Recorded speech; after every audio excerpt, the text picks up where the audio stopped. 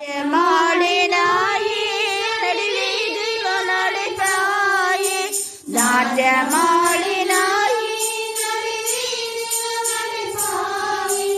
నేను తెరవలేరాయి ప్రేమ బదులు పలకలేరాయి ప్రేమ నోరు తెరవలేరాయి ప్రేమ బదులు పలకలేదాయ ప్రేమ ఇది ఎవరి కోసమో ఈ జనుల కోసమే ఈ జనుల కోసమే చెల్లుమని కొట్టింది ఒకరు తన పైన ఊసింది మరి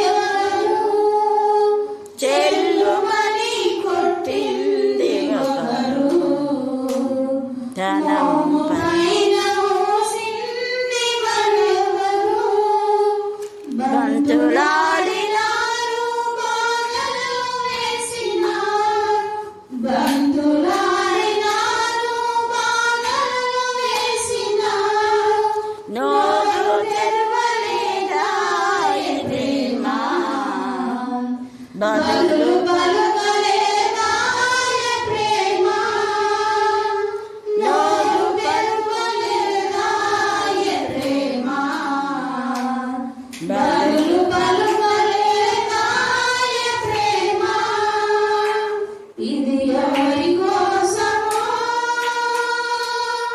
ఈ జగతి కోసమే ఈ జనుల కోసమే ఇది ఎవరి కోసమో ఈ జగతి కోసమే ఈ జనుల కోసమే సిలువ వెనుక నుంచి తన్నింది ఒకరు తన ముందు నిలిచి నవ్వింది మరొకరు వెనుక నుంచి తన్నింది ఒకరు తన ముందు నిలిచి నవ్వింది మరొకరు గేలి చేసినారు పరిహాసమాడినారు గేలి చేసినారు పరిహాసమాడినారు నోరు తెరవలేదాయ ప్రేమ బదులు పలుకలేదాయ ప్రేమ నోరు తెరవలేదాయ ప్రేమ బదులు పలుకలేదాయ ప్రేమ ఇది ఎవరి కోసమో ఈ జగతి కోసమే ఈ జనుల కోసమే దాహమని అడిగింది ప్రేమ చేదు దాహము ఇచ్చింది లోకం దాహమని అడిగింది ప్రేమ చేదు దాహమిచ్చింది లోకం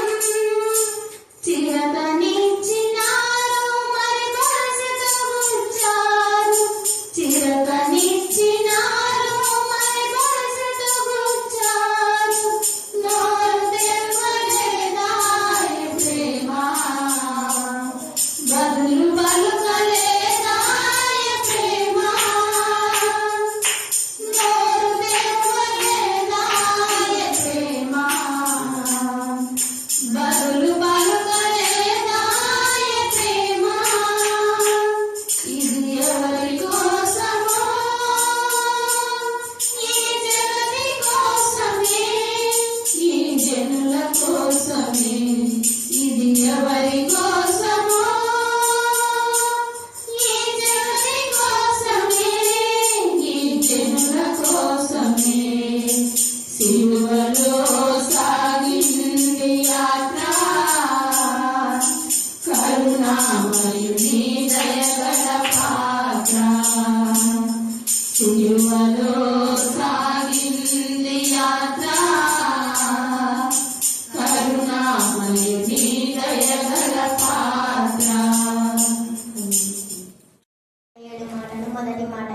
తండ్రి వీరేమి చేయుచున్నారు, వీరు ఎరుగరు కనుక వీరిని క్షమించుము. రెండవ మాట, నేడు నీవు నాతో కూడా పరదేశంలో ఉందవని నిశ్చయముగా నీతో చెప్పుచున్నానెను. మూడవ మాట, అమ్మ ఇదిగో నీ కుమారుడు, ఇదిగో నీ తల్లి. నాలుగవ మాట, నా దేవా నన్ను ఎలా చేయ విడిచితివి. ఐదవ మాట, నేను తప్పికొనుచున్నానెను. ఆరవ మాట, సమాప్తమైనదని చెప్పి తల వంచి ఆత్మను అప్పగించెను. ఏడవ మాట, తండ్రి నీ చేతికి నా ఆత్మను అప్పగించుకొనుచున్నానెను. Psalm chapter 121 verse 2. My helps come from the Lord who made heaven and earth. ఎప్పుడు ఉగ్గుచుండు నీటి గుట్ట వలె ఉండెను. పూర్వకాలం నుండి పాడైపోయిన స్థలములను నీ జనులు కట్టెదరు. అనేక తరముల క్రిందట పాడైపోయిన పునాదులను నీవు మరలా కట్టెను. విరుగబడిన దానిని బాగు చేయువాడవని దేశంలో నివసించినట్లుగా త్రోవలు సిద్ధపరచు వాడవనియు నీకు పేరు పెట్టబడు. నా విశ్రాంతి దినమున వ్యాపారం చేయకుండా నాకు ప్రతిష్ఠితమైన దినమని నీవు ఊరకుండిన ఎడల, విశ్రాంతి దినం మనోహరమైనదనియు యెహోవాకు ప్రతిష్ఠిత దినమనియు ఘనమైనదనియు అనుకొని దాని ఘనముగా ఆచరించిన ఎడల, నీకు ఇష్టమైన పనులు చేయకయు వ్యాపారం చేయకయు లోకవార్తలు చెప్పుకొనకయు ఉండిన ఎడల నీవు యెహోవాయందు ఆనందించెదవు. దేశం యొక్క ఉన్నత స్థలముల మీద నేను నిన్నెక్కించెదను. నీ తండ్రి అయిన యాకోబు స్వాస్థ్యమును నీ అనుభవంలో ఉంచెదను. యెహోవా సెలవిచ్చిన వాక్కు ఇదే. దేవుడి లేఖనమును మన వెనుకల్లో దీవించి ఆశీర్వదించుగాక. ఆమేన్, ఆమేన్, ఆమేన్. దుర్గా మా కోట, మాలో మోత ఉన్న దేవుడు, సజీవుల దేవుడు, సర్వశక్తి మంత్రులు, సర్వోన్నతులు, సర్వ అంతర్యామి, సర్వ సృష్టికర్తలు, సకల ఆశీర్వాదంతో కావడము దేవుడు అయినందుకు మేము స్తుతిస్తున్నాం, మహిమపరుస్తున్నాం, ఘనపరుస్తున్నాం, ఆరాధిస్తున్నాం. ఆరాధనకు పాత్రలు, స్తుతి యోగ్యులుగా ఉన్నాం. ఇంతవరకు మీ బిడ్డల పాటల ద్వారా నిన్ను స్తుతించారు, మహిమపరిచారు, ఘనపరిచారు. అలాగే నా ప్రభ, నా తండ్రి ప్రార్థించిన ప్రతి ఒక్కరిని బట్టి, దేవ వాక్యం పంచుకున్నటువంటి నా తండ్రి అక్కమ్మక్కలు బట్టి, 7 మాటలు చెప్పిన మహిళ బట్టి నా ప్రభ, ఇక్కడ చేరిన ప్రతి ఒక్క బిడ్డ నా తండ్రి కరుణా పీఠంలో వచ్చుచున్న వారికి, వెళ్ళించిన వారికి మెండైన దేవుని మెండుగా తోగించారు. నేను మాకు తల్లివి, తండ్రివి, ఆదరణకర్త, ఆశ్చర్యులుగా, మా మంచి స్నేహితుడు, మా మంచి నాయకుడి, మా భారను భరించే దేవుడు మీరు అని నా ప్రభ, నా తండ్రి మరి చెప్పిన మాటలు నా తండ్రి అన్ని రాళ్ళు అక్కమ్మక్క నమ్మి నీ పాదంలో మా తండ్రి వర్షాలను వేయినప్పుడు మీరు అలా చేపట్టుకొని నడిపించే విధానం బట్టి మేము స్తుతిస్తున్నాం. అనేక మంది అన్యజనులు ప్రవాహంలో మేము నడిపిస్తున్నారు. అన్యజనులు నేను కనపరిచే జ్ఞానం ఇచ్చినందుకు నేను స్తుతిస్తున్నాం. అన్యజనులు నా ప్రభావం మీరే సత్యంగా దేవుడు అని సర్వశక్తి మంత్రులని వరిస్తున్న సాక్ష్యాన్ని బట్టి మేము స్తుతిస్తున్నాం. అన్యజనులు మీరు కలుగజేస్తున్న ఉద్యమాన్ని బట్టి మేము స్తుతిస్తున్నాం. వారిలో ఏ ఒక్కరు పడిపోకుండా వారు నీ బిడ్డలుగా, నీ ప్రజలుగా, నీ సొత్తుగా, నీ సఖీ సంపాద్యంగా నేను చేసుకున్న విధానం బట్టి మేము స్తుతిస్తున్నాం. దేవాన్ని రాకులు అతి సమీపంగా ఉండగా అనేకమైన సూచనలు, ఉపద్రవాలు, భూకంపాలు తండ్రి మరి తెలియని తెగుళ్ళు మామూలుగా సంభవిస్తున్నప్పుడు జాగ్రత్తగా ఉండటానికి, బాహ్యం తగిన ఫలాలు ఫలించడానికి మీ సన్నిధిలో మాత్రమే మౌనంగా మీ సెలబెట్టి శిల్వ ధ్యానం చేయడానికి నిదానంగా దేవాన్ని సేవ చూసినప్పుడు వాళ్ళ ఉన్న ప్రతి రోగం గాయమైతుంది. ప్రభా, మేము నీ సన్నిధికి ఎందుకు వచ్చాము అని ప్రతి విడ ఆత్మ పరిశీలన చేసుకోవడానికి మీకు ప్రోత్సాహం దయచేది కాక. ఎందుకు వచ్చాము ఆ ధ్యానం మీకు ఇప్పుగా ఉండు కాక. దేవా, వాక్యములు వాక్షుగా మీరు మార్చుతున్నాం. వాక్యం బయట వెళ్ళొచ్చినప్పుడే ఆత్మీయ, మానసిక, శారీరక ఉత్పత్తి నుంచి వినిపించమని ప్రార్థిస్తున్నాం. దేవా, మీకే స్తోత్రం, మీకే స్తోత్రం, మీకే స్తోత్రం, మీకే స్తోత్రం, మీకే స్తోత్రం. వాక్యం ద్వారా గర్దిస్తున్నారు. 30 సంవత్సరాలకు పైగా వచ్చిన మొదటి సంవత్సరంలోనే ఈ ఉపవాస ప్రార్థన స్టార్ట్ చేసినప్పుడు మేమంతా డ్యూటీలో ఉంటాం కాబట్టి ఇక్కడ ఊళ్ళో ఉన్న పిల్లలు స్టార్ట్ చేస్తారు. చేసి కరెక్ట్ వాక్యం టైంకు నేను వచ్చేదాన్ని. అంటే 1కి చెప్పి 1:30 లోపల ముగించుకొని వాళ్ళు స్కూల్లోకి వెళ్ళేవాళ్ళు. కొంచెం పర్మిషన్ తీసుకొని ఏ రోజులో ఉద్యోగస్తులుగా ఉన్నా ఇచ్చేయలేదు. అన్నపూర్ణ, జయంతి, గ్లోరీ, ఆ తర్వాత కాంతమ్మ, ఎమ్మెల్యే వీళ్ళందరూ. అందుకనే దేవుడు సునంద 7th చదివేది, వాళ్ళంతా డిగ్రీ. అయితే దేవుడు ఎప్పుడు కూడా ఏ విషయంలో తక్కువ చేయలేదు. కారణం ఏంటి? మనం ఏదైనా ఒకటి ఏర్పాటు చేసుకుంటే అది దేవునికి ప్రతిష్ఠితమైన దినం అని మనం ఎంచాలి. మనం చేసే ప్రతిదీ మన స్వార్థం కోసం చేయొద్దు, దేవుని మహిమ నిమిత్తమే చేయాలి. అప్పుడు నేను వాళ్ళని అడిగేదాన్ని, మీరు ఉపవాసం ఎందుకుంటున్నారు అని. కొంతమంది కొన్ని చెప్పినప్పుడు అలాగా ఉండకూడదు. దేవుని ఆత్మతో శక్తితో నింపబడి దేవునికి మహిమకరంగా వాడబడాలని మాత్రమే మీరు ఉపవాసం ఉండండి. అలా చేయడం ద్వారా నువ్వు ఏది నీకు అవసరమో నాకు దేవుడు ఇస్తాను.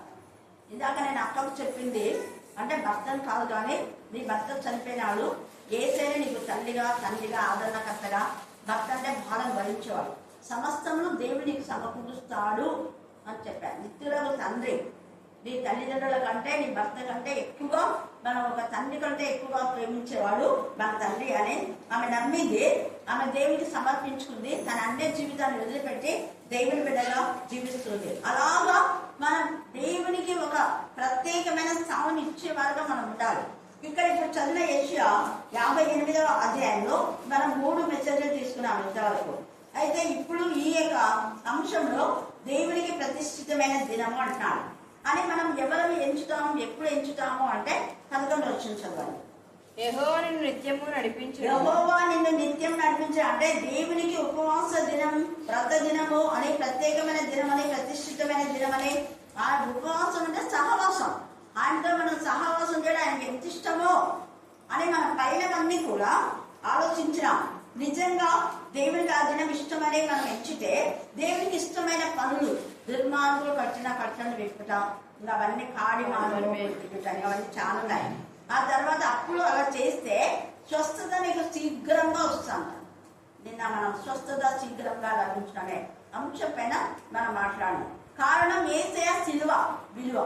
యేసయ్య శిలువ రక్తంలో మన యొక్క అరికాలు మధ్య నన్నెత్తరకు ఆయన రక్తంని ప్రోక్షించి మన శరీరంలో ప్రతి రుగ్మతలను, ఆత్మ రోగాలు, శారీరకమైన రోగాలు రెండు బాగు చేసేవాడు. లోక సంబంధమైన డాక్టర్స్ శరీర సంబంధమైన రోగాలను బాగు చేస్తారు. అది కూడా అన్ని చేయలేదు. దురాత్మలు పట్టినాయనుకో ఏ డాక్టర్ అయినా పోతారా? దయ్యాలు పట్టినోడు చేతిపడి వాళ్ళు పోతారా? మానసిక శక్తులతో పీడింపబడకపోతారా? పోరు. అవి దేవుని ద్వారానే. కొన్ని మానసికులు కలిపైనా ఏదో చేస్తామని చెప్పి డబ్బు తీసుకుంటారు, కానీ ఎవరికి క్యూర్ కాదు. అది మళ్ళా వస్తూనే ఉంటుంది. కానీ అదే దేవుని ఆత్మతో ఉన్న బిడ్డలు ఆత్మ ద్వారా వాటిని గద్దించి బంధిస్తే మరలా వాళ్ళలోకి రావు. ఎంతవరకు అంటే వాళ్ళు ఎప్పుడు దేవుని నిత్యము అది మాట నిత్యము మనము ఆయనను స్తుతించినప్పుడు ఎంత బాగా చెప్తాడు ఇక్కడ. ఏ చీకటిలో మన వెలుగు కూడా ప్రకాశిస్తుంది. ఎప్పుడు అంటే ఎల్లప్పుడూ ఉగుచుంటూ నీ దగ్గరే మనం ఉంటాం. ఎప్పుడు అంటే యెహోవా నిన్ను నిత్యము నడిపించు. ఎప్పుడు నిత్యము నడిపిస్తుంటే నువ్వు దేవుని వైపు చూసుకున్న మనుషుల వైపు చూస్తే నడిపిస్తారా? చెప్పండి. మనం ఎలా నడిపిస్తుంటాం?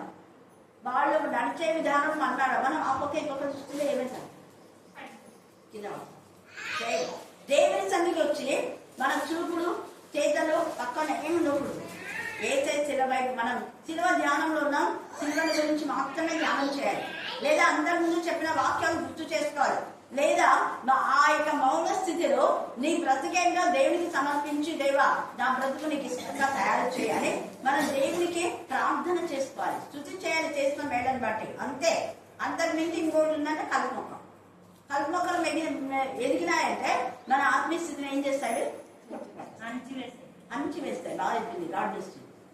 అందుకనే ఇక్కడ మనం ఎప్పుడు కూడా దేవుని మందిరానికి వచ్చినామంటే చాలా చాలా అలర్ట్గా చెన్నికల్లా మేము మేము చూసినా ఒక్కరు పక్కలో కొంచెం దూరం కూర్చుంటారు. మరి అనుకోని కూర్చోరు, మాట్లాడరు, ఒక్కరితో కూడా మాట్లాడరు. అక్క మాకు ఎప్పుడు అడుగుతుంటారు. ఎందుకు నేను చెప్తున్నానంటే దేవునికి ఇవ్వాల్సిన సమయం అప్పుడు ఇస్తేనే మనం బ్లెస్సింగ్స్ ఇస్తాయి. నిత్యమైన నడిపించే వాడు ఉంటాడు. ఎప్పుడు నీకు స్వస్థత వస్తుంది, స్వస్థత శీఘ్రంగా వస్తుంది. అయితే ఇంకా ఏమంటున్నాడు ఆయన?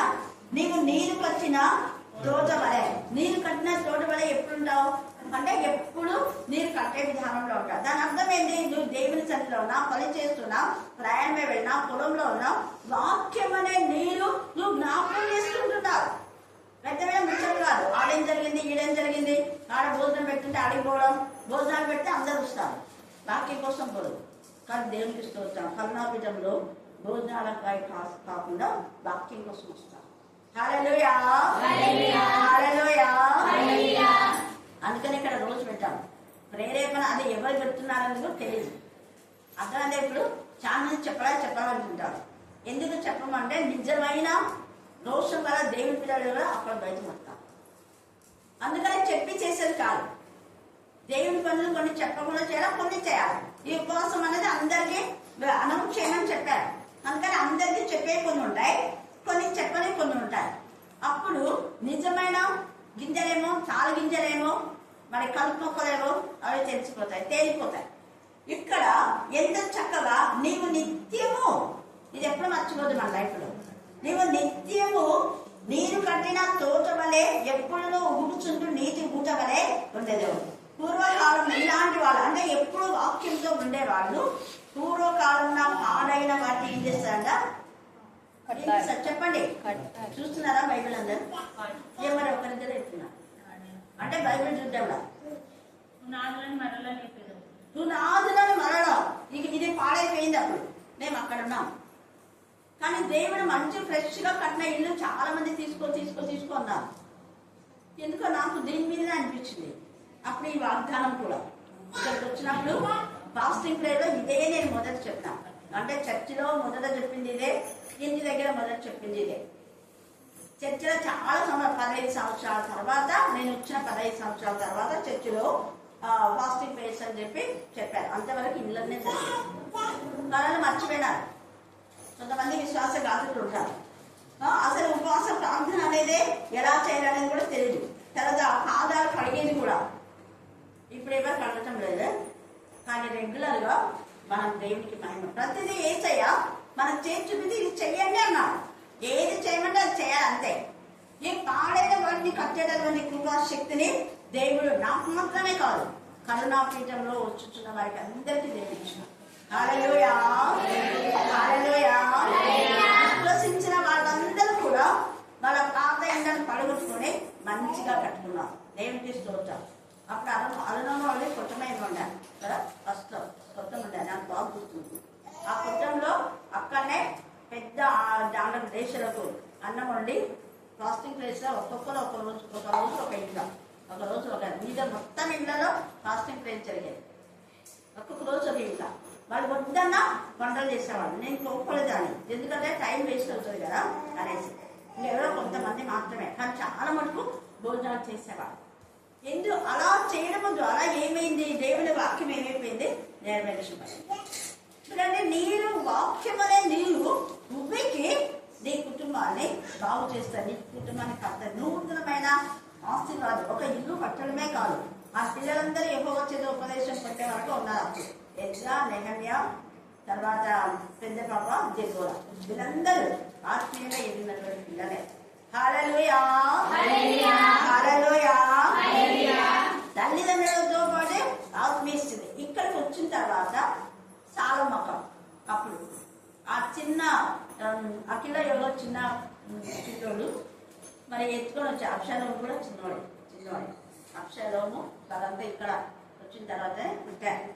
హైమాత కూడా కొంచెం చిన్నగా ఉంది. ఫస్ట్ వచ్చింది హైమాతం తీసుకుని వచ్చింది. మిగతా వాళ్ళంతా ఒక్క జనం తెలియదు. హల్లెలూయా, హల్లెలూయా. దేవుడు తన సన్నిధికి వచ్చిన పిల్లలు ఎప్పుడు చేయి విడవడు. అందుకని ఇక్కడ నిత్యం అంటే ఆయన వాక్యంలో మనం ఎప్పుడు ఎదుగుతామో అప్పుడు ఎంత పూర్వంలో పాడైన స్థలం అనే మాట కేవలం ఈ ఇల్లు మాత్రమే కాదు, పూర్వంలో పాడైనటువంటి కుటుంబాలను పట్టడానికి దేవుడి కృపను శక్తినిస్తారు. ఒకప్పుడు అంటే మేము చిన్నగా ఉన్నప్పుడు ఎవరు దసరాలు కానీ ఈ యొక్క ఉగాది ఇవన్నీ ఎవరు చేసేవాళ్ళు కాదు. అందరూ దేవుడి మందిరానికి నడిచేవాడే. ఎంత భయభక్తిగా ఉన్నాం. మళ్ళీ నేను ఉద్యోగం కోసం ఇక్కడ వచ్చినప్పుడు చాలా బాధ అనిపించింది. 30 సంవత్సరాల క్రితం, 50 సంవత్సరాల క్రితము నేను ఇక్కడ వచ్చినప్పుడు నేను ఉన్నాక అప్పుడు లేవు. కానీ తర్వాత అంటే మళ్ళా 15 సంవత్సరాల తర్వాత నేను ఇక్కడికి వచ్చినప్పుడు చూస్తే ఎంత భయంకరమైన పరిస్థితి, చాలా బాధ అనిపించింది. దేవుడి మందిరానికి వస్తారు, మళ్ళీ దసరా అంటే సంఘ పెద్దలు కూడా ఏంటి అంకుల్ దాని మాట అంటే ఇప్పుడే స్కూల్ నుంచి వస్తున్నామంటే అవును అంకుల్ అంట. ఏంటి అంకుల్ తీసుకెళ్తున్నారంటే ఈరోజు మాడుకున్నాం కదా, అందుకని గోధుమ పిండి మటన్ తీసుకుపోతున్నా. ఏంటి మాడుకున్నా తీసుకున్నారా? ఎంత బాధ. అక్కడ నేను ఉన్నప్పుడు అదే చనిపోయిన చూడు అంకుల్ కట్టెల చెప్పేది కాదు, ఇంకొక ఆయన పెద్ద ఆయన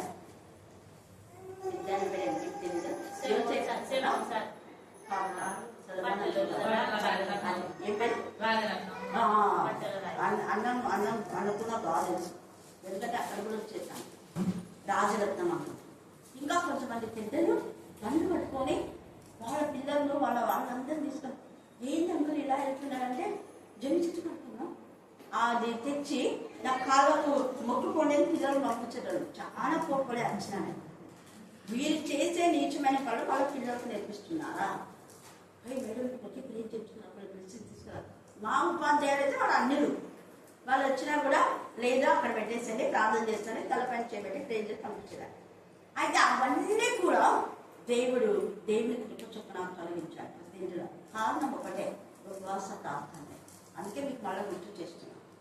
అంటే ఎలాంటి ఇంటికైనా వాళ్ళు పిలిచినప్పుడు ముందు మీ ఇంట్లో ఉన్న కుండలు తీసేసేయండి, చేసి మంచిగా గ్రూప్ చేసుకొని పెట్టుకోండి, మేము వస్తాం. కుండలుంటే మేము రాము.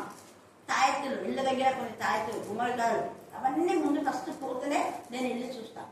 ప్రార్థన చేస్తే నాకు అంతా తెలుస్తుంది, దేవుడు తెలియజేస్తాడు. అలాంటిది కూడా తీసేసేయండి, మేము వస్తాము. అలాగా ఉపవాస ప్రార్థన యొక్క శక్తి అది. దూరంగా పాడైన ఇల్లు అంటే లోకంలో కలిసిపోయిన కుటుంబాలను మరలా దైవికంగా చేయడమే దేవుని శక్తి. సారమ్మక్క ఇంట్లో కూడా అన్ని తీసేసుకుంది అక్క. ఎంత భయపడేదో. హల్లెలూయా హల్లెలూయా హల్లెలూయా. అంటే అప్పుడు ప్రజల చుట్టుపక్కల వాళ్ళకు ఆలోచన రాదు, పక్కలలో నేర్పిస్తున్నారు అట్లా. అలాగే ఇక్కడ దేవుడు ఎంత తేడాగా మాట్లాడుతున్నాడు మనతో. దేవునికి ప్రతిష్ఠితమైన దినమని ఉపవాస దినమును మనం ప్రత్యేకించి ప్రతిష్ఠించినప్పుడు దాన్ని దేవునికి మహిమకరంగా మనం ఆచరిస్తే మన యొక్క దుష్ట శక్తులు అన్ని కూడా దేవుడు మన నుంచి వేరు చేస్తారు. హల్లెలూయా హల్లెలూయా. అందుకే ఎప్పుడు నీరు కొట్టిన తోట పడంటే ఇంకా వాళ్ళంతా ఆ వాక్యంలోనే ఎప్పుడు ప్రతిరోజు వాక్యం, ప్రతిరోజు దేవునికి మహిమకరంగా. ఎల్లప్పుడూ ఉడుకు చుట్టూ నీటి మూట వలె కూడంలో పాడైన స్థలం అంటే చెప్పాను కదా, ఫ్యామిలీస్ ఒకటి, తర్వాత ఇళ్ళను కూడా కట్టడానికి దేవుడు కృపణిస్తాడు. తర్వాత అన్నాడు అనేక తరముల క్రిందట పాడైపోయిన పునాదుల్ని మొలలో కట్టాడు. పాడైపోయిన పునాదు, దీని అర్థం ఏంటంటే పురుషోత్తం తాత వాళ్ళ ఇంట్లో కూడా దేవునికి విరోధంగా. ఎంత మంచి సంగతి. వీళ్ళ ఎస్ఐ ఆంటీ వాళ్ళ ఇంట్లో అంటే మరేమో వాళ్ళ అబ్బా అక్కడ పాత ఇంటి దగ్గర చాలా ఇళ్ళు నాకు దేవుడు గుర్తు చేస్తున్నాడు. వాటి అన్నింటినీ తీసివేసి దేవునికి మహిమకరంగా కుటుంబాలు వాడడం కారణం ఒక్కటే, ప్రార్థనలో ఉన్న శక్తి. దేవునికి అది ప్రతిష్ఠితమైన దినమని మనం ఆ దినంలో మహిమకరంగా పరిశుద్ధంగా ఆచరిస్తే లోకవార్త చెప్పుకోకూడదు, ఆ రోజు వ్యాపారం చేయకూడదు, దేవునికి మహిమకరంగా. అదే వాక్యం మనం ఇందాక మనం చూసుకున్నాం. ఇక్కడ కూడా ఏమంటున్నాడు చూడండి, 14 వచ్చిన చదవండి. నీవు యెహోవా యందు ఆనందించదవు. నీవు యెహోవా యందు ఆనందించదు. ఎప్పుడు? ప్రతిష్ఠితమైన దినమని, దేవునికి ఇష్టమైన దినమని, దేవునికి మహిమకరమైన దినమని ఆ రోజంతా ఏదైతే సెలవైపు చూస్తూ వాక్యంలో ప్రార్థనలో దేవునితో సహవాసం, పాటలు, ప్రార్థన, స్తుతి, వాక్యం వినడం, వాక్యం చెప్పడం, ఇవన్నీ కూడా దేవునికి ఇంపైన సువాసన. అలా చేయడం ద్వారా దేవుడితో మనం సహవాసం చేసినట్టు అర్థం.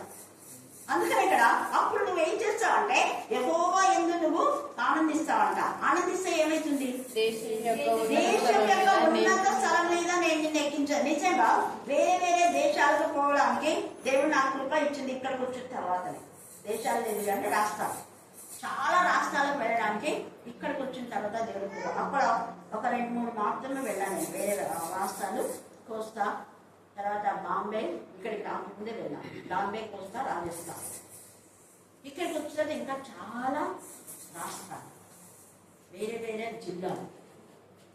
దేవునికి స్తోత్రం. కారణం ఒక్కటే, మనం దేవుడు ఇచ్చినటువంటి దాన్ని దేవునికి మహిమకరంగా, యథార్థంగా, నిశ్చయంగా, పరిశుద్ధంగా చేస్తే దేవుడు మళ్ళీ ఇలాగా వాడుకుంటాడు.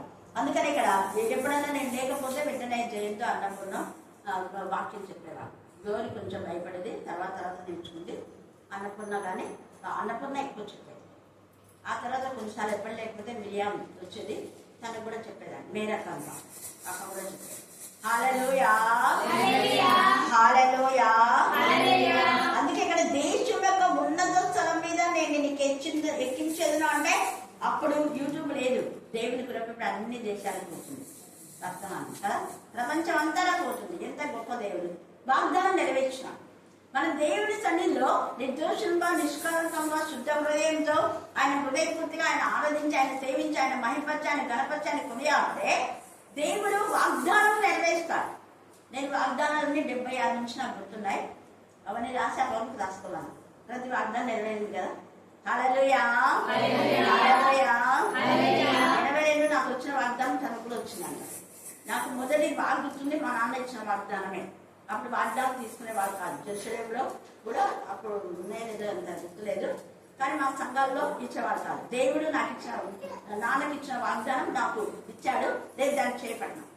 ఆ తర్వాత దేవుడు నాతో మాట్లాడినాడు, నువ్వు వాక్యం చదువుతున్నప్పుడే నీతో వాగ్దానం ఇస్తాను. ఆ వాగ్దానం ఇంకా చాలా 98వ కీర్తన కానివ్వండి, 101వ కీర్తన కానివ్వండి, 16వ కీర్తన, 20వ కీర్తన, 43వ కీర్తన, యెషయా 65, 66, 13 తల్లి ఆదరించారు. యెషయా 49, 15, 16 ముద్దగా దేవుడి చేతిలో రాసి నాకు చూపిస్తున్నప్పుడు ఇక్కడ నేను ఇక్కడ 6 చదివాను. అలాగా అవన్నీ నేను గుర్తుపెట్టుకొని దేవుడి సన్నిధిలో ఎత్తి పెట్టేదాన్ని. అలాగా మీరు కూడా నువ్వు వాగ్దానం తీసి ఎక్కడిక్కడే పడేస్తారు. ఇప్పుడు 10 ఏళ్ళ నుంచన్నా ఉదాహరణకు మీరు తీసుకున్నారు, మరి 10 వాగ్దానం మీకు గుర్తున్నాయా? ఉండాలి. హల్లెలూయా హల్లెలూయా. మళ్ళీ ఏమంటున్నాడు ఇక్కడ చూడండి, తండ్రి అయిన యాకోబు స్వాస్థ్యమును, తండ్రి అయిన యాకోబు స్వాస్థ్యం ఏంటి అంటే యేసు ప్రభుల వారి ద్వారా ఇశ్రాయేలు గోత్రములలో నుంచి యేసుని ఏర్పాటు చేసుకున్నాడు. యాకోబులో మంత్రం లేదు, శకునం లేదు. యాకోబు నుంచి నక్షత్రం ఉదయించును అని మన సంఖ్య 24లో చాలాసార్లు చూసుకున్నాం. యాకోబులో నుంచి మరి ఉదయించిన ఆ నక్షత్రమైన ఆ యేసయ్య మనకు ఈవునిస్తున్నాడు. ఆయన మరణించి తిరిగి లేయడం ద్వారా పరమునకు కొనుక్కోబడి పరలోకమందు తండ్రి కుడిపార్శ్వమున ఉండి యేసయ్యకి ఏ ఏ అధికారాలు ఏ ఈవునిచ్చో వాటన్నింటినీ ఆత్మ బలాలు, ఆత్మ ఫలాలు, ప్రార్థనైన ఖడ్గం, వాక్యమైన ఖడ్గం. ఎఫెసీ 6 అక్కడ ఉంది తేటగా సంచ ఆత్మైన సంచ ఖడ్గం. తర్వాత యోహాను సువార్త 16వ అధ్యాయంలో సత్య స్వరూపిగా ఆత్మ వచ్చినప్పుడు సర్వ సత్యంలోకి మనం చేస్తుంది, నడిపిస్తుంది. రోమా 8లో నడిపింప చేయు దేవుని ఆత్మ, జీవించే క్రీస్తాత్మ, శుద్ధీకరించు దత్తబుద్ధాత్మ, విజ్ఞాపన చేయ ఆత్మ, సాక్ష్యం ఇచ్చే ఆత్మ, ఇవన్నీ ఉన్నాయి. తర్వాత నెహెమ్యా ఎజ్రాలో కరుణించే ఆత్మ, ఉపకారం చేయ ఆత్మ ఉంది. కీర్తనలో మనం చూసే దైగల ఆత్మ, సమభూమి గల ప్రదేశం మీద నడిపించడానికి ముందే దావీదు ప్రవచన రూపకంగా మాట్లాడతాడు. ఆ ఆత్మ యొక్క పవర్ శక్తిని దేవుడు మనకిస్తాడు, మనలో ఉంచుతాడు. ఎప్పుడు మనం ఆయనకు సరెండర్ అయినప్పుడు సజీవ యాగంగా మన శరీరాన్ని ఆయనకు సమర్పించాడు. ఎందుకంటే ఆయన శరీరాన్ని మనకు సమర్పించినప్పుడు మనం కూడా సజీవ యాగంగా ఆయనకు సమర్పించాలంటే ఇంద్రియ నిగ్రహం శక్తి మనకు కలిగి ఉండాలి. ఎప్పుడైతే ఇంద్రియ నిగ్రహం శక్తి మనలో ఉంటుందో తండ్రి అయిన దేవుడు వాక్యం ద్వారా మన ఆత్మకు, మనసుకు, శరీరం కల్మషం నుండి పవిత్రంగా చేసి తన స్వకీయ సంపాద్యం చేసుకుని యాకోబు యొక్క స్వాస్థ్యమైన యేసయ్యకి ఇచ్చిన ప్రతి స్వాస్థ్యాన్ని దేవుడు మనకి ఇస్తాడు. అది పొందుకోవాలంటే ఎల్లప్పుడూ మనం దేవుళ్ళు ఆనందించాలి. తర్వాత 12వ వచనం చదవండి. 58:12. పూర్వకాలం నుండి పాడైపోయిన స్థలములను నీ జనులు కట్టెదరు. నీ జనులు అంటే నువ్వు మాత్రమే కాదు, అక్కడ జనులు అంటున్నారు, అంటే నీ ఫ్యామిలీ. ఏంటంటే అప్పుడు ఒక్కొక్కరు వచ్చేవాళ్ళు, ఇప్పుడు కుటుంబం అంట. చూడండి, చాలా మాకు ఒక్కటి వచ్చేది హైమావతి తీసుకుని, ఇప్పుడు కుటుంబం అంతా వస్తున్నారు. సరోజ కూడా వస్తుంది, 4 వస్తున్నారు ఆ కుటుంబం నుంచి. హల్లెలూయా. వాళ్ళిద్దరు పిల్లలు, 4 కాదు 6 మంది వస్తున్నారు.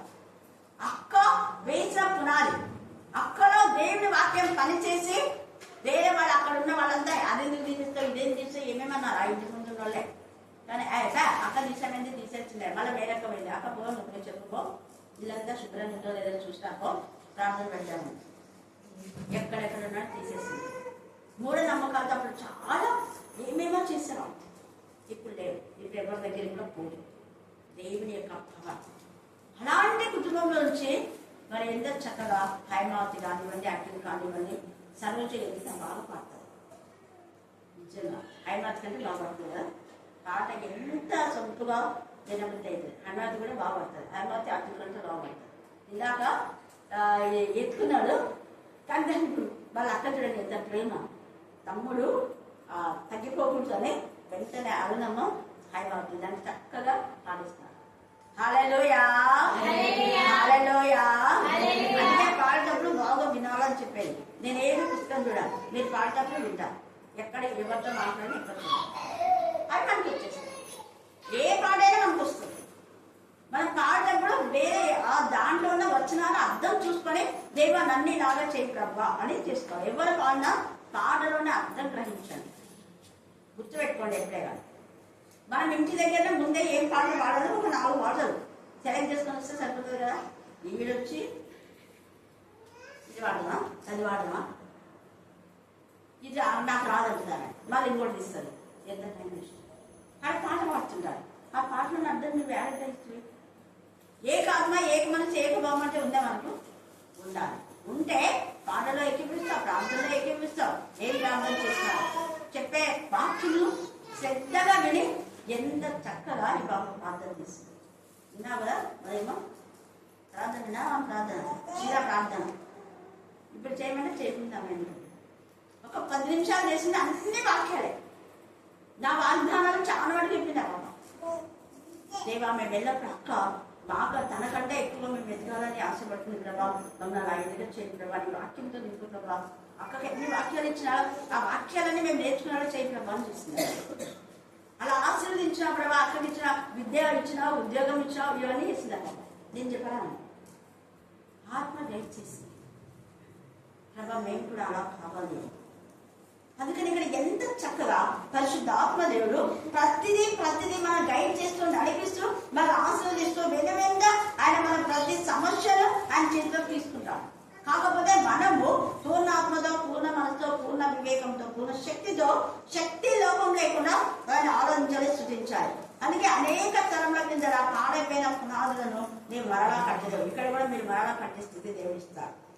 తర్వాత విరుగబడిన దాన్ని బాగు చేయవాడు అని, విరుగబడిన దాన్ని దేశంలో నివసించినట్లుగా త్రోవలు సిద్ధపరచువాడు అని నీకు అఖిలకు సంబంధం. ఇక్కడ పాడవనియు అన్నారు అంటే మీరు కూడా అనేక మంది నూతన ఆత్మను తీసుకొచ్చారు. ఎవరో ముస్లిం అబ్బాయి, ఒక వాళ్ళ స్టూడెంట్ విద్య, తర్వాత ఇంకొకరు ఇంకెవరో పవన్ తీసుకొచ్చినారు, ఇంకెవరో 3-4 తీసుకొచ్చినారు ఒకరోజు ఇంటర్లో ప్రే చేయడానికి వాళ్ళ ఫ్రెండ్స్.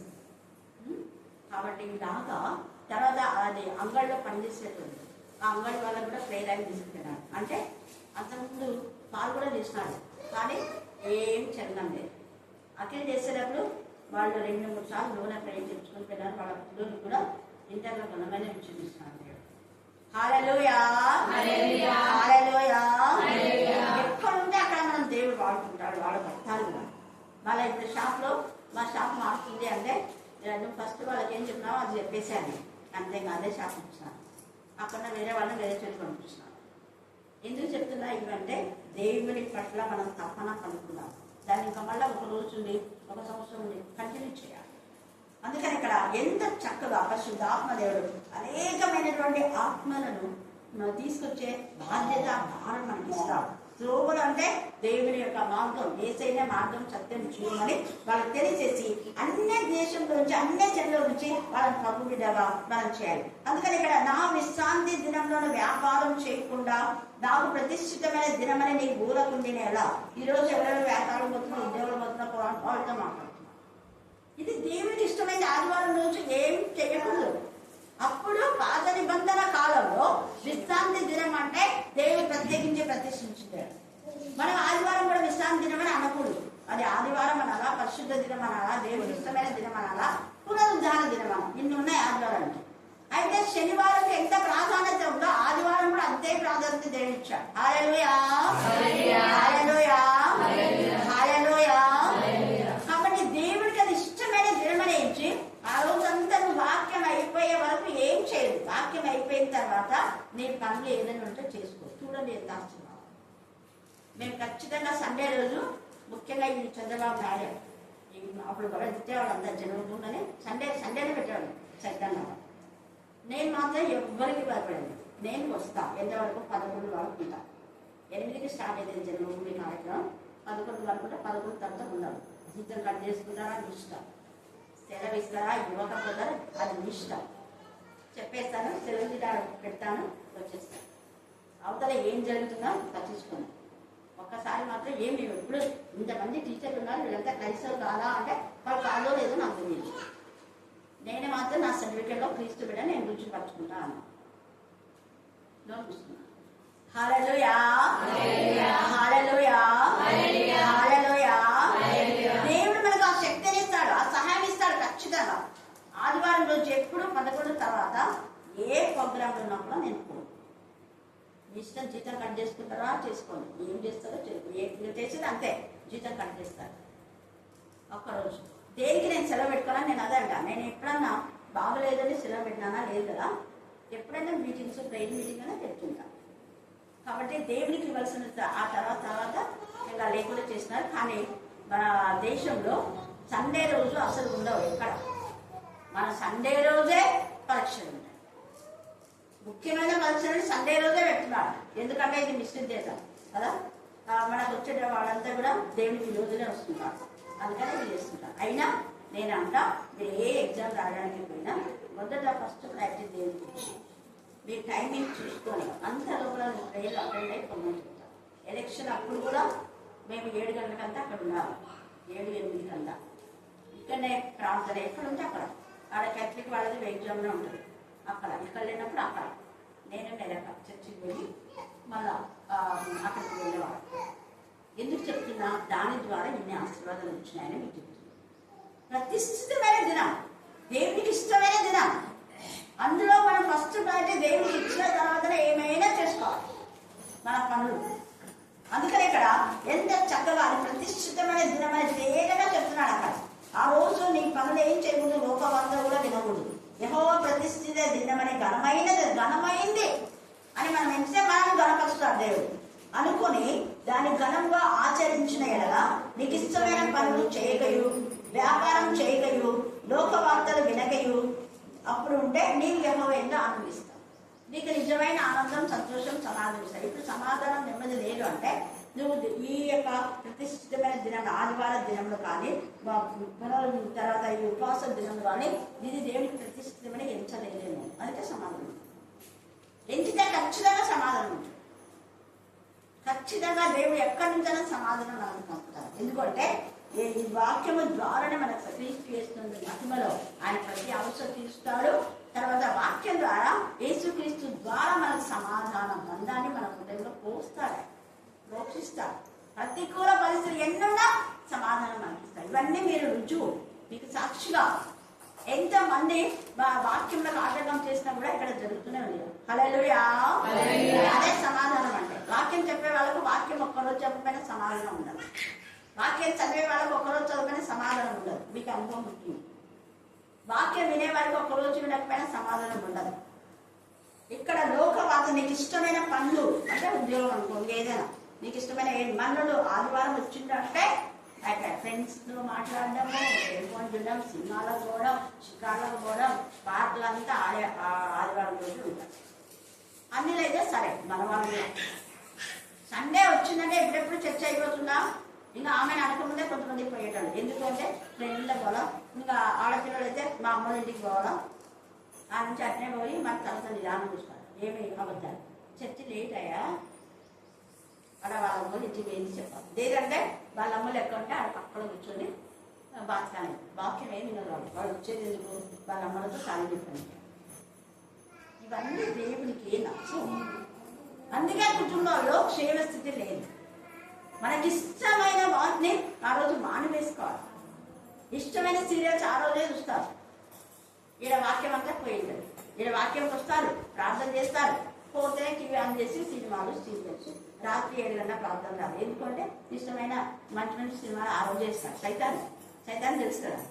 వీళ్ళు ఆదివారం రోజు చర్చికి పోకుండా ఉండాలంటే ఆదివారం 7 గంటలు, ఎక్కడైనా 7 గంటలకు స్టార్ట్ అవుతుంది. ప్రతి సంఘంలో సాయంత్రం, మధ్యాహ్నం కాదు, సాయంత్రం మధ్యాహ్నం పోతారు భక్తి పనులు. మధ్యాహ్నం పోయి సినిమా భక్తులు 7 గంటలకు కూర్చొని సాయంత్రం రోజు తీసి చర్చలు అయితే ఇంగ్లీష్ ఆరాధన ఇంకా కొన్ని ఉంటాయి. మనమైతే ఇక్కడ ఇంకా ఫ్యామిలీ ఫ్రెండ్స్ అని అనేక కుటుంబాలు వస్తాయి. ప్రతిరోజు కుటుంబ ప్రార్థనే మనం ప్రతిరోజు సాయంత్రం మధ్యాహ్నం వేళ దేవునికి మహిమ. కాబట్టి ఈ విధానంలో మనం దేవుని చేస్తే అప్పుడు నీ యొక్క వెలుగు వేపు చుక్కవలే నీకు శీఘ్రంగా సృష్టి వస్తుంది, నీకు నెమ్మదిస్తాడు. నువ్వు ఎప్పుడు కూర్చుంటే నీకు అంటే దీంట్లో అసలు ఏదైపోదు. బ్యాంక్ బ్యాలెన్స్ ఎప్పుడు ఉంటుంది, ఎంతైనా కొంతైనా ఉంటుంది, అసలు అయిపోదు. అలాగనే పోయిన సంవత్సరం ధాన్యం కూడా ఉంటుంది. ఇన్నేళ్ళు అయింది ఇక్కడికి వచ్చిన తర్వాత. పోయిన సంవత్సరం ధ్యానం చాలా ఉంది. పోయిన సంవత్సరం కాదు 4 సంవత్సరాల బియ్యం ఉన్నాయి. నేను మర్చిపోయిన వాటిని బాగున్నాయి. పాత బియ్యం ఒకసారి అవి తిన్నాను. అవి కమల పెట్టింటే దాంట్లో 2 కేజీలే తీసి మిగతా వాటికి తక్కువ వచ్చింది తీసి వేసాను. ఇంకా 2 కేజీలు ఉన్నాయి. అవి పోయినసారి రాష్ట్రం వేస్తా బాగా. ఎందుకు చెప్తున్నాను నేనంటే దేవుడు తక్కువ చెయ్యడు కాక చెయ్యడు.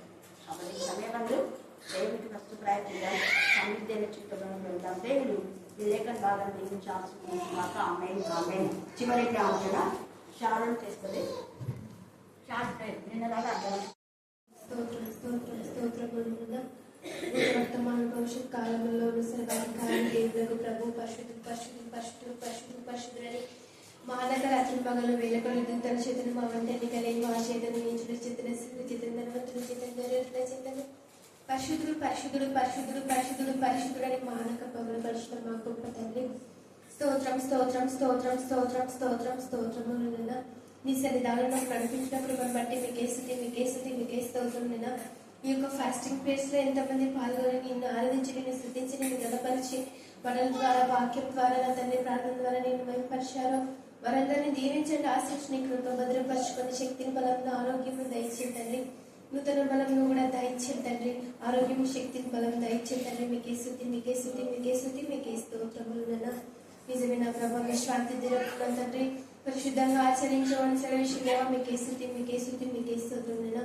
నా ప్రభా నా తండ్రి ఆదివారం రోజైతే శుక్రవారం రోజైతే తండ్రి బైబిల్ స్టడీ రోజైతే ఎప్పుడైనా నా ప్రభా నా తండ్రి నీకు ఇంపుగా సువాసన యాగంగా ఉంటాను. మా ప్రార్థన అయితే పాటలైతే విన్న వాక్యం అయితే ప్రభా ప్రతిదీ నీకు ఇష్టంగా ఉండేలాగా నీ కృపాసహాయం దయచేయండి తండ్రి. నీ వాక్యానుసారంగా జీవించలాగా నీ కృపాసహాయం దయచేయండి తండ్రి. విన్న వాక్యములను విన్న మెసేజ్ నా తండ్రి తండ్రి నేను అర్థవంతంగా చెప్పిన వివరించిన ఆ యొక్క మాటలను కూడా ప్రతి ఒక్క బిడ్డ మనసులో ధ్యానించుటకు కృపాసహాయం దయచేయాలి ప్రభా. ఇచ్చుట చేతనే ప్రభా మాకు ఆశీర్వాదం అని ప్రతి ఒక్క బిడ్డ ఎరుగుటకు కృపాసహాయం దయచేయి తండ్రి. అవును నా ప్రభా నా తండ్రి దశమ భాగం నా తండ్రి నీకు ఇష్టంగా నా తండ్రి అది కొంచెమైనా నీవు శ్రేష్టమైన సెలవిషన్ దేవా మీకే స్తోత్రం. ఇచ్చిన ప్రభా మనం ఇస్తేనే ప్రభా మనకి ఇంకా అది ఎక్కువవుతుంది ప్రభా. ఇవ్వక నా తండ్రి అలానే పెట్టుకొని ప్రభా కుళ్ళు పట్టే బిడ్డలుగా ఉండకుండా నా ప్రభా నా తండ్రి ప్రతి ఒక్క బిడ్డ ఇచ్చి నా ప్రభా ఇంకా అభివృద్ధి పొందుటకు కృపాసహాయం దయచేయండి తండ్రి. మొదట అది కొద్దిగా నన్ను తుదకు అది మహాభివృద్ధిని ఉంది నన్ను సర్వేశ్వర దేవా మీకే స్తుతి.